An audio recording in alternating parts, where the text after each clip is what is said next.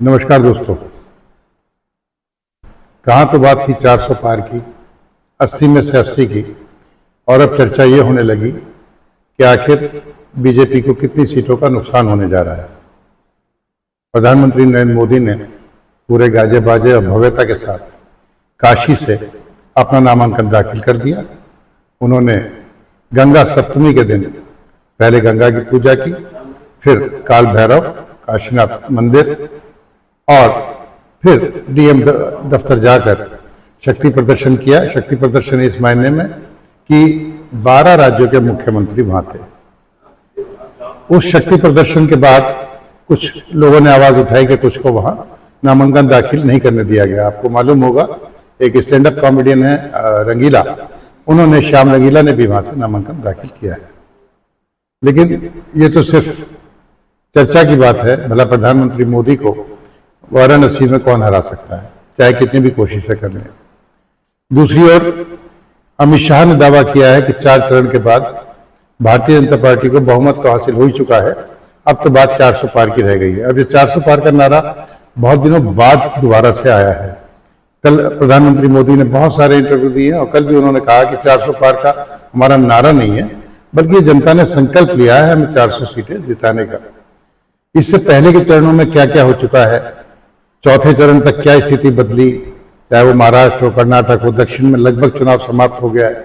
लेकिन बात अगर हम यूपी की करें तो बड़े अजीब चर्चाओं के दौर चल रहे हैं।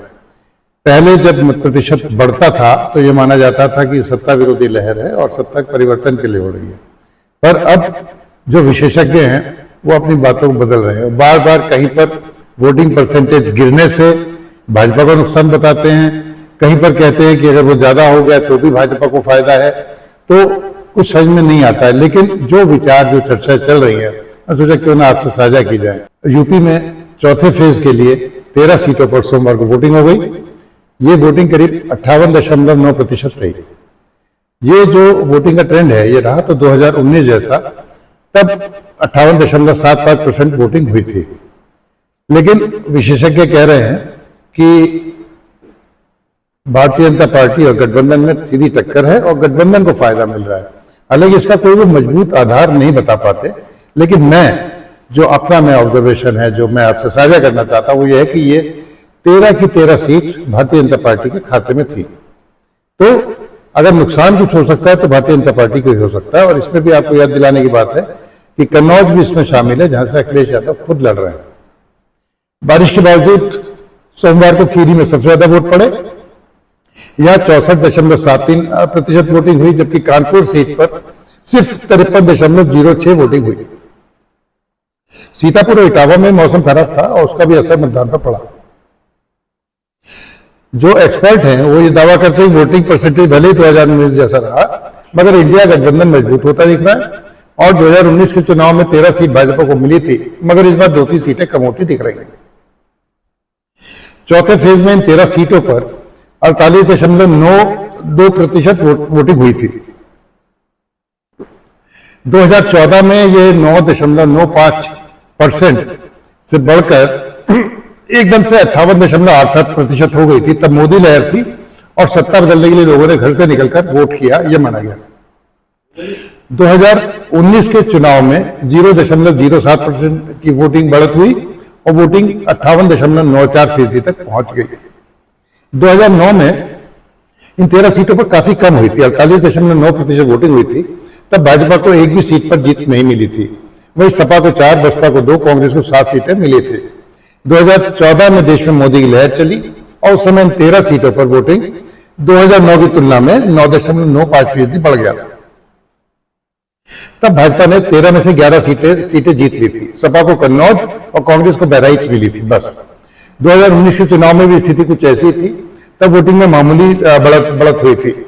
इस चुनाव में भी भाजपा को सबसे ज्यादा फायदा हुआ और 2014 की तुलना में 2 और ज्यादा सीटें जीतने में कामयाब रही और सभी 13 सीटों पर कब्जा कर लिया। पहले फेज की जो वोटिंग थी वो लगभग यूपी में 8 सीटों पर हुई थी और 61.11% वोटिंग रही। 2019 की तुलना में ये 8% कम है। और दूसरे फेज में 8 सीटों पर 9% कम वोटिंग हुई। 2024 में तीसरे फेज में 57.34 वोटिंग हुई, जो कि करीब 3.92% कम थी। अब लेकिन कहीं पर वोटिंग कम होने से भाजपा को फायदा बता रहे हैं विशेषज्ञ, और कहीं पर उसको नुकसान बता रहे हैं। तो इसके खैर स्थानीय कारण इसमें बहुत भूमिका अदा करते हैं, पर जो ट्रेंड है वो ये बता रहा है कि कहीं ना कहीं मतदाता उदासीन जरूर है। हालांकि गर्मियां भी बहुत तेज है, गर्मी बहुत तेज है, फसल कटाई का भी समय था, लेकिन वो तर्क इसलिए बहुत उचित नहीं लगता क्योंकि चुनाव हमेशा, लोकसभा चुनाव लगभग इसी समय पे और इसी मौसम में होते रहे हैं। चर्चा कर लेते शाहजहांपुर की, जहां पे सबसे कम वोटिंग हुई है और एक्सपर्ट बोल रहे हैं कि यहाँ कड़ी टक्कर हो सकती है। खीरी, जहां से अजय मिश्रा टेनी चुनाव लड़ रहे हैं, तो वहां पर देश भर की निगाहें लगी हुई हैं और 2019 की तुलना में थोड़ी सी यहाँ बढ़ोतरी है। किसान हिंसा के बाद इस सीट पर भाजपा को ये मुश्किल बताई जा रही है, मगर वोटिंग प्रतिशत कुछ और कह नहीं कहता, वो कहता है कि भाजपा जीत रही है। अब इसमें एक और बात आपको याद दिला दूं कि विधानसभा चुनाव से 2022 से पहले किसानों की हत्या या मौत हुई थी और उसमें यह माना जा रहा था कि बड़ा नुकसान होगा, पर भारतीय जनता पार्टी को वहां खासा नुकसान हुआ नहीं था। तो इसलिए विशेषज्ञों के अनुमान भी कई बार गलत निकल जाते हैं। इसके साथ ही कन्नौज है, जहां से अखिलेश यादव खुद लड़ रहे हैं, सामने सुब्रत पाठक है। वोटिंग कम हुई थी तो सुब्रत पाठक जीत गए थे, उससे पहले डिंपल वहां से जीती थी, लेकिन यहां पर इस बार पारा बहुत हाई है और कन्नौज के नतीजों पर सभी की निगाह लगी हुई है। सीतापुर में भी वोटिंग कम होने से भाजपा को एक टफ फाइट मानी जा रही है, यानी कि खीरी, शाहजहांपुर, कन्नौज और सीतापुर, इनमें क्या होगा इस पर सबकी निगाहें हैं। तो अगर नुकसान हो सकता है तो शायद यही 3-4 सीटें जहां हो सकता है।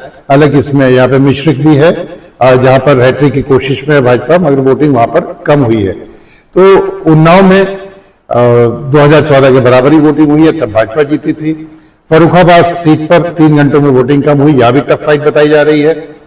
और इटावा में ओले बारिश थी और वोटिंग पर उसका असर भी रहा, 2.1% कम रहा। वहां से रामशंकर कठेरिया तीसरी बार चुनाव लड़ रहे हैं। और कन्नौज में जो वोटिंग थी वो 61% हुई है। यहाँ पर सबकी बहुत निगाहें लगी हुई है क्योंकि अखिलेश यादव ने खुद जाके वहां ताल ठोकी है।